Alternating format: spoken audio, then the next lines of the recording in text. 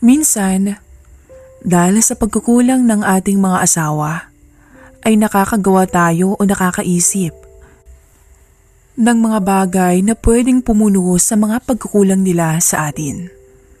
Ngunit ito nga ba'y tama o sadyang nadadala lang tayo ng ating kahinaan bilang tao? Ngayong araw, ating tunghayan ng isang kwento ng isang mabuting may bahay na minsang dumaan sa isang suliranin sa kanyang buhay may asawa. Sa kabila ng mataas na bakod na namamagitan sa kanilang 3-story house at ng basketball court, ay nandoon pa rin ang ingay ng talbog ng bola at ang hiyawan ng mga manlalaro.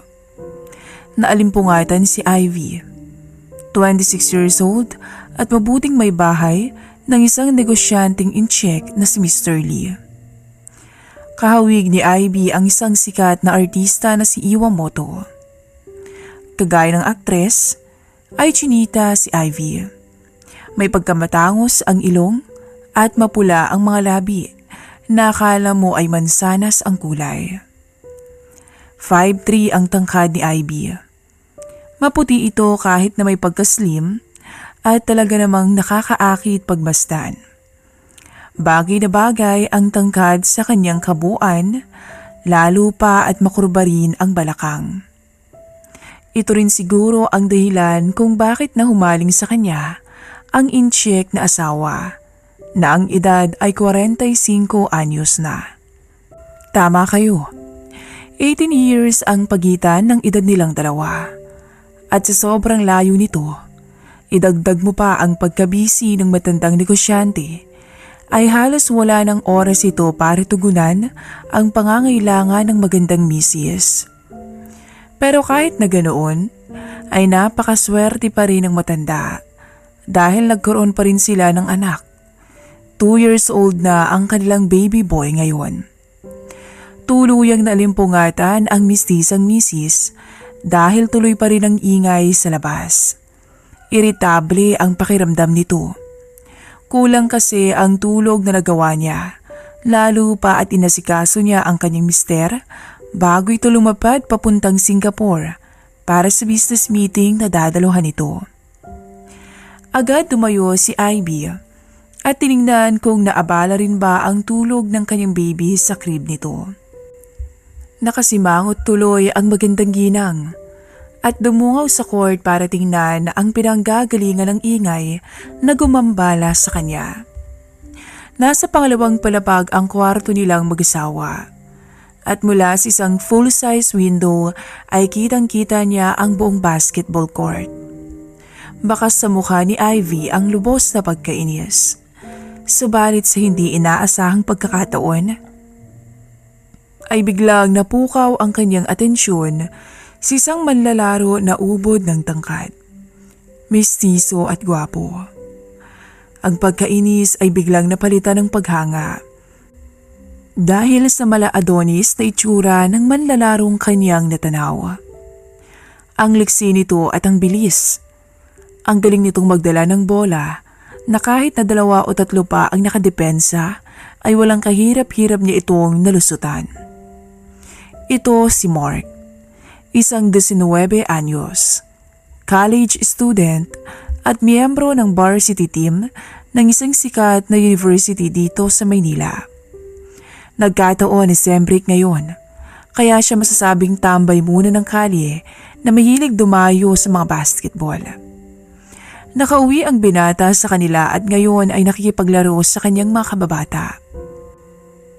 Hindi alam ni Mark na mula sa kinaroroonan ni Ivy ay masugid pala siya nitong pinapanood. Ganadong-ganado ito sa paglalaro, lalo pa at may 100 piso silang pustahan kada manlalaro sa game na ito. Lamang sila Mark ng 8 ngayon, pero ayaw niyang magpakampante. Ganito ang personality ng binata. Ayaw magpatalo at gusto itong maging dominante sa lahat ng bagay maging sa court. Kaya naman wala nang nagawa ang mga kalaban nila, lalo pa at sobrang tangkad nito at sobrang matipuno. Lalong humanga si Ivy sa binata. Kumakabog ang puso nito at para siyang nakaramdam ng hindi maipaliwanag na excitement habang tinitingnan ang binata.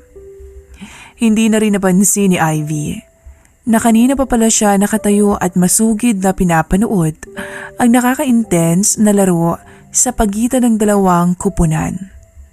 Time out! Sigaw ng isa sa mga tambay na umaaktong referee ng laro. Kaya naman pumunta muna ang mga manlalaro sa kani-kanilang mga pwesto sa gilid ng court. Sa pag-inom ng ice water ni Mark, ay napansin niya si Ivy at kung paano ito makatingin sa kanya. Dahil nga sa full-size window ang bintana ng kwarto ng mag-asawang Chu, ay malinaw sa binata ang itsura ng magandang may bahay ng mga sandaling yun. Naka-t-shirt lamang to at maiksing short na pantulog. Aninag ng binata ang maputing legs ni Ivy habang nakatayo ito. Pasimple ang pagsulyap ni Mark sa malatalagang misis ng incheck dahil ayaw niyang makalata ito na nahuli na rin niya na tinititigan din siya dito. Palihim tuloy na napangiti si Mark. Alam niya ang mga ganong klaseng tingin ng isang babae sa kanya.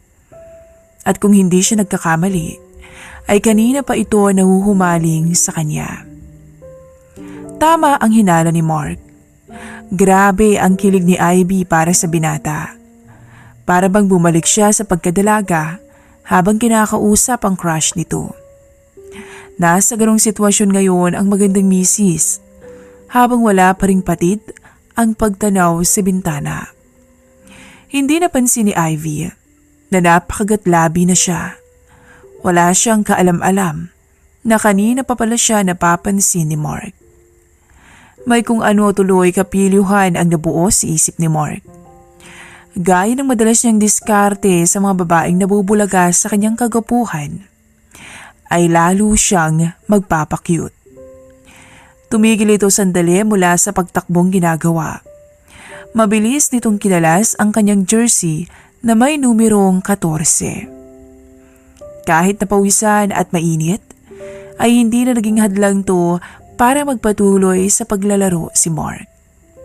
Pasimple nitong nilingon si Ivy sa itaas. Pilyong napangiti ito ng matanaw niya na napakapit sa kortina ang magandang misis na nakamasid sa kanya. Lalong natalo si Ivy ng kanyang kahinaan nang masilayan nito ang bruskong pangangatawa ng binata. Talagang ang ganda ng istruktura nito magmula balikat at maging sa tiyan na puro abs. Sobrang napahanga si Ivy. Hindi niya maintindihan pero para siyang naging marupo kay Mark, lalo na sa itsura nitong pawisan. Ano kayang feeling kung yakap-yakap niya ako? Tanong ni Ivy sa kanyang isipan. Napabuntong hininga na lang si Ivy na akala mo dalaga na na-in love sa crush nito. Nagpatuloy ang paglalaro ng dalawang kupunan. Hindi sigurado si Ivy pero mukhang malapit na itong matapos. Halos puro kay Mark ang scores ng kanyang team. Lalo itong naging maliksi nang malaman na may nanunood pala sa kanyang magandang binibini. Time out! Muling sigaw na naman ang kanilang referee. Nagulat si Ivy. Dahil mula sa court ay lumapit ang binata sa kanya ng kaunti. Pumunta si Mark sa isang puno na nasa kabilang dulo ng lugar at sa tapat mismo ng room nilang mag-asawa. Tumalikod si Mark sa mga kapwa manlalaro. Nakatagilid naman siya sa paningin ng magandang tagahanga niya. At sakto, biglang lumigunto at nginitian ng ginang. Naiya naman bigla si Ivy sa binata. Hindi nito kinaya ang pagkailang, kaya naman umalis siya sandali. Binuksan niya ang personal ref na nasa gilid ng kama at kumuha ng malamig na tubig. Nag-blush tuloy siya ng bahagya dahil alam niyang kanina pa siya nakatambay sa bintana ng kwarto nila. Hindi tuloy niya alam kung kanina pa siya napansin ng binata, pero sobra siyang nahihiya. Natigilan saglit si Mark nang makitang wala na ang magandang babae sa bintana. Pero para sa kanya, it's okay. The game must go on. Hindi na muling lumingon si Mark sa bintana at nag-focus na lamang sa laro.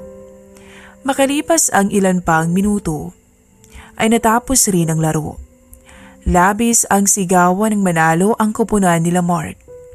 Ngunit ang hindi alam ng binata ay muling bumalik si Ivy sa bintana.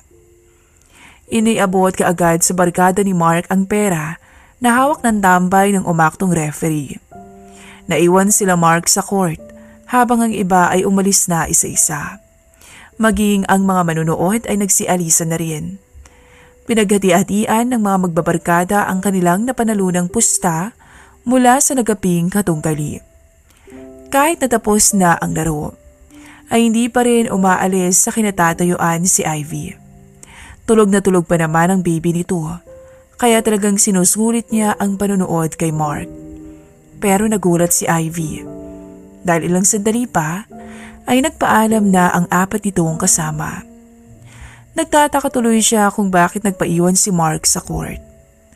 May hawak itong bola. At maya-maya, mula sa pagkakaupo ay nagsimula naman tong maglaro. Shooting at layup ang madalas nitong ginagawa. Kahit napadilim na, ay hindi pa rin to natinag sa pagpapractice. Mas lalong kumabog ang puso ng magandang ginang nang bigla siyang lingunin ng binata sa kanyang pwesto. At ilang saglit pa, ay napangiti ito sa kanya. Ngiting may nais ipahiwati kay Ivy. Halos hindi alam ni Ivy ang magiging reaksyon niya. Para itong napako sa kinatatayuan at hindi makagalaw. Pero kahit na nabigla siya, ay umiral pa rin ang konting katinuan sa kanya. Agad siyang umalis sa bintana at tumalon sa kanilang kama. Pansin nito sa sarili ang mabilis na kabog ng kanyang puso. Maya-maya, inayos na niyang kurtina ng kwarto at tinanggal ang pagkakabuhol nito. Kaya naman mula sa labas ay hindi na siya makikita ng binata. Maingat na sumimple ng tanaw si Ivy sa bintana. Subalit nabugo na itong makita pa ang binata dahil wala na ito roon. Ngiting-ngiti tuloy si Mark habang naglalakad to pauwi sa kanila. Hindi niya lubos maisip ang naging reaksyon ng magandang babae kanina. Talaga namang mas bumilib pa siya sa kanyang karisma dahil magpahanggang dito sa kanila ay mayroon pa ring nagkakakursunada sa kanya. Pero aminado siyang natipuhan niya rin ang magandang bisis ng isang matandang negosyante. Nahiga na tuloy si Ivy. Kahit wala na ang gwapong lalaki sa court, ay naglalaro pa rin to sa kanyang isipan. Pero nanumbalik siya sa realidad nang marinig niyang umiyak ang baby niya. Binuhat niya to kaagad at hinele. Hindi naman nagtagal, napatahan niya rin ang bata. Bumalik si Ivy sa higaan kasama ang kanyang anak sa kanyang tabi. At lumipas ang ilang minuto, ay halos sabay din silang nakatulog ng bata. Maya-maya, muli siyang nagising sa tunog ng doorbell mula sa kanilang gate. Muling naalimpungatan ang chinitang ginang dahil sa malakas na doorbell. Ano ba? Reklamo niya. Yaya, pagbuksan mo nga yung nagdo-doorbell. Malakas na boses ni Ivy. Pero walang sumagot at nagpatuloy pa rin ang pag-doorbell. Napabangon na tuloy si Ivy at muli na namang nainis. Sumigaw ulit to pero wala pa rin sumagot sa kanya. Bumangon na lang to at lumabas agad ng room. Dinungaw niya ang kanilang kasambahay mula sa beranda ng pangalawang palapag sa kusina. Pero wala itong maaninag na tao. Yaya! Ngayon ay nasa patanong na tono ang boses ni Ivy. Bumaba na ng hagdan si Ivy habang hinahanap ang kanilang kasambahay.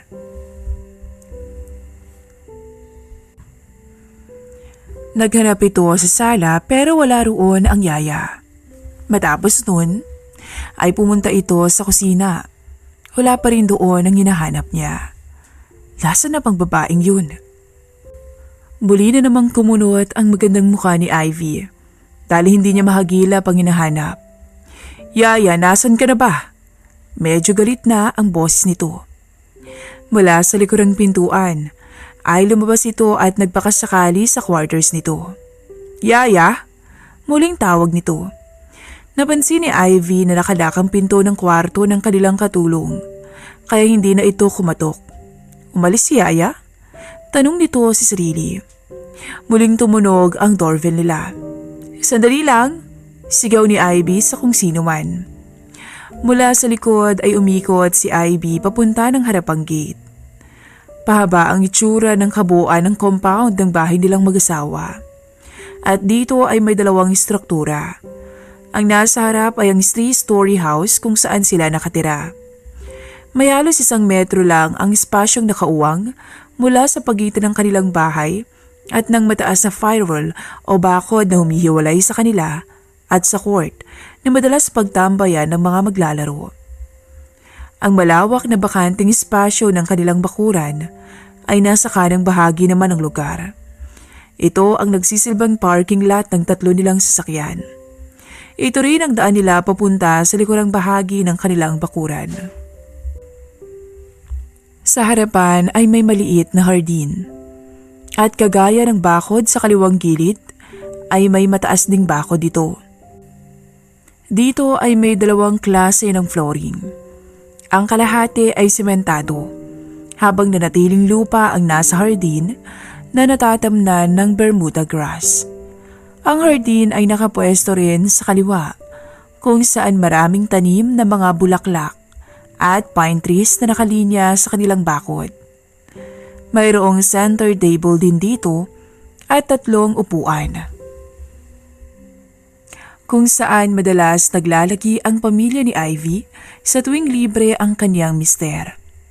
Ang ikalawang istruktura naman ay makikita na sa likod ng kanilang bakuran. Parang maliit na apartment ang itsura ng quarters ng kanilang mga kasambahay. Nahati ito sa 2 kwarto. Ito ang kwarto ng kanilang driver na madalas kasama ng kanyang mister sa lahat ng lakad nito at ang kwarto ng kanilang yaya na talagang naiiwan dito sa bahay para tugunan ang lahat ng tungkulin gaya ng paglilinis, paglalaba, paghahardin, pamamalengke, pamamalansya at pagluluto. Sa likod ding bahagi ng kanilang compound ay nandoon ang dirty kitchen at laundry area. Pagkatapos ay may maliit na gate din patungo ng court. Samantala, patuloy pa rin ang pag-doorbell. Sandali lang, nandyan na. Iritable na rin talaga si Ivy dahil halos makailang beses siyang naistorbo. Kulit naman ito. Paulit-ulit ang pagdo-doorbell. Hindi maghintay na mapagbuksan.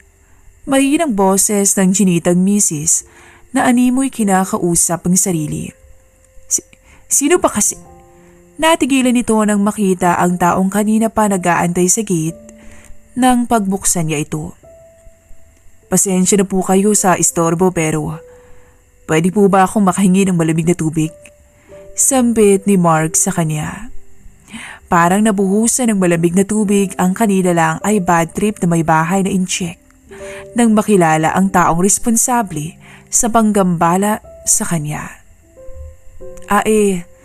Teka ha, tuloy ka muna. Natatarantang wika ng ginang dahil hindi niya inaasahan na ang binata pala iyon. Agad namang tumuloy si Mark pagkasabi sa kanya nito at muling sinara ang gate. Dumiretso na si Ivy sa kusina at agad kumuha ng pitsyel na may malamig na tubig. Kumuha na rin ito ng baso mula sa drawer at nagmamadaling bumalik sa kinaroroonan ng binata. Hindi mawari ni Ivy ang tarantang nararamdaman. Kumakabog na naman ang kanyang puso, lalo pa at namita niya si Mark ng malapitan. Talaga palang napakagwapo nito at hamak na mas matangkad pa sa kanya. Bukod pa rito, ay mistisuhin din to at talagang makisig. Bago lumabas ng pintuan, ay huminga pa siya ng malalim. Maya-maya, pinuntahan na ni Ivy si Mark na nakaupo malapit sa center table sa hardin nila. Ito. Sabay abot ng baso sa binata.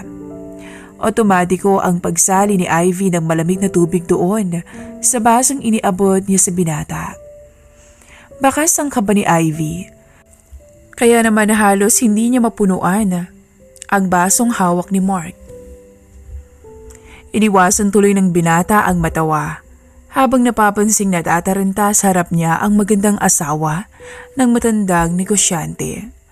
Ay sorry, nang biglang matanggal ang takip ng pitsil at halos mabuhos ang kalahating tubig nito kay Mark. Sorry, hindi ko sinasadyang matanggal ang takip. Depensa ng ginang sa nangyaring aksidente. Naku, wala yun. Hindi naman po ako nasaktan eh. Malamig lang siya sa pakiramdam. Sinabayan pa ng tawa ni Mark ang aksidenteng nangyari. Walang sabing inalis ni Mark ang suot niyang jersey at piniga ang nabasang bahagi nito. Napatulala tuloy si Ivy at hindi maiwasang matakam dahil nasilayan niya ang matipunong katawan ng binata ng malapitan. Napakahat itong tingnan. Halatang patak ito sa workout at practice sa court. Mula sa balikat hanggang tiyan ay paghanga ang tanging nagawa ni Ivy. Nang lumingon sa kanya si Mark, ay napangiti ito. Huling-huli kasi nito kung paano siya tignan ni Ivy. I'm Mark, by the way. Sabay shake hands nito sa Mrs. Ivy. Pakipot na sagot naman ni Ivy sa kanya. Nagulat na lamang ito nang ilapit ni Mark ang mukha sa kanya. Alam kong kanina mo pa ako kursunada, ma'am, tama? Maginang bulong nito sabay yakap sa bewang ng magandang misis. Hindi ka agad nakapag-react si Ivy. May ilang saglit ding natulala ang ginang at hinayaan lang na yumapos sa kanya ang binata. Nang matauhan, imbis na mabuisit, ay tila parang nagpakita pa to ng motibo sa kanya. Oo. Kaso may asawa na ako eh. Wala namang makakaalam kung di mo sasabihin, di ba? Sabay hatak sa maliit na kamay ni Ivy. Ha? Nahihibang ka na ba? Pagtataka niya sa sinasabi ng kausap. Patuloy na hinila ni Mark si Ivy patungo sa likurang bakuran. Hindi ako nahihibang, Ivy. Nahalata ko lang din sa mukha mo na mukhang kailangan mo yata ng karamay. Ano? Ano bang sinasabi mo? Hindi pa man tapos makasagot si Ivy, ay bigla siyang sinuyo ng halik ni Mark. Maalab at makasalanan. Namalayan na lang ni Ivy ang sarili na nakasandal na sa pader na nasa likod at kaliwang bahagi ng bakuran. Tago ang lugar na iyon dahil madalang nilang puntahan to. May mga nakatambak lang na mga kahoy at iba pang materialis doon. Pero malinis pa rin naman ang lugar kahit pa nandoon nakapwesto ang lahat ng pipe ng kanilang supply ng tubig at iba pa. Halos hindi makagalaw si Ivy. Hindi dahil sa malakas si Mark, kundi dahil sa excitement at kaba na bumalot sa kanyang pagkatao. Sa totoo lang, parang wala sa puso ni Ivy ang tumutol. Bagkus, handa nga siyang hayaan ng binata sa anumang nais nito. Nakakalungkot lang na hindi masyadong nabibigyan ng pansin si Ivy ng kanyang asawa. Kaya ganun na lang kahina ang ginang pagdating sa tukso. Sa kabila ng katinuan ng 26 anyos na chinitang ginang, ay tuluyan na itong nagpakalunod sa pagkakasala. Hindi na ito tumutol pa at sumunod na lang siya sa agos. Nagkusa ang malambing na labi ni Ivy para bigyang daan ang halik ng binata bilang pagpaparaya. Natuwa na lang si Mark nang mapansin ang pagtugon at walang pagtutol ng magandang may bahay sa kanya. Napayakap na lang si Ivy sa binata kasabay ng pagbukas ng kanyang mga binti para tuluyang magparaya. Ayaw mang aminin ni Ivy, Pero walang panama ang mister niyang incheck kumpara sa binata sa lahat ng aspeto ng usaping kama. Halos mabaliw siya at mawala sa katinuan. Nang tuluyang magpadala sa alon ng kasalanan. Mahigpit ang yakap ng mistisang misis sa matipunong binata. Nawala si isip na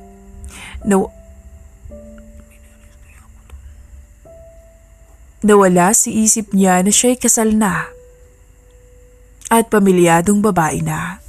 Basta ang alam niya, walang makapantay sa alapaap na tamasa niya mula sa binata. Sa isang bantay tuluyan silang natauhan nang makontento na sa isa't isa. Hingal na sila pareho. Tinitigan ni Mark si Ivy. Talagang gandang-ganda ang binata sa kanya.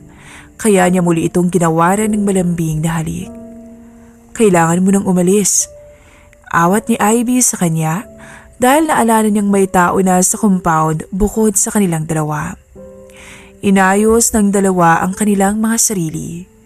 Matapos nun, ay inihatid ni Ivy ang binata sa gate na nasa likuran at malapit sa kanilang pinagtataguan.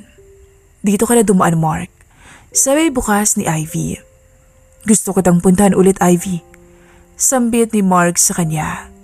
Oo na, papayag ako makipagkita sa iyo pero kailangan mo nang umalis ngayon. Kumakabog na ang puso ng ginang sa kaba. Honey, nandyan ka ba? Paglingon ni Ivy, ay nakita nito ang anino ng asawang papalapit sa kanila. Kinabahan nito ng husto nang madinig na niya ang yapak ng mister. Mark, umalis ka na. Madiing utos nito sa binata. Alis na. Muling sambit nito sa kanya. Ma'am? Ma'am, okay lang po ba kayo? Gising ni Aling Lorna sa amo. Biglang napabalikuwas at napabangon bigla si Ivy. Aling Lorna, kayo po pala. Biglang hingang matiwasay ni Ivy nang makita ang kaharap. Mukha po yatang binabangungot kayo, ma'am. Pawis na pawis po kayo. Hindi niyo po kasi naitodo yung aircon, ma'am, bago kayo natulog kanina. Pag-aalala pa nito sa kanya. Sige na, Aling Lorna. Kunin niyo na po muna si baby at bumaba na muna kayo ng sala. Susunod ako maya-maya. Utos nito sa kasambahay. Yes, ma'am. Pagkatapos ay binuhat kaagad nito ang bata at agad nang lumabas ng kwarto. Napamura nilang si Ivy sa sarili habang nararamdaman pa rin ang malakas na kabog ng puso. Panaginip lang pala. Sayang. Bulong nito sa sarili. Hindi niya masabing salamat at panaginip lang ang lahat. Dahil may kung ano sa kanya na nagsasabing siya ay dismayado. Napangiti na lang si Ivy at inisip na lang na baka dahil hindi na siya nabibigyan ng atensyon ng kanyang mister pagdating sa kama, kaya siya nananaginip na ng ganun. Sa mga sumunod na araw, ay patuloy niyang pinapanood si Mark tuwing naglalaro ng basketball. May time pa na nagingingitaan niya ang binata na para bang may namagitan talaga sa kanila. Simula noon, kadalasan ay si Mark na ang laman ng panaginip ni Ivy. Madalas na siyang magkasala sa kanyang panaginip, lalo na sa mga panahong nangungulila ang misis sa lambing ng isang asawa. Hanggang dito na lamang po at paalam.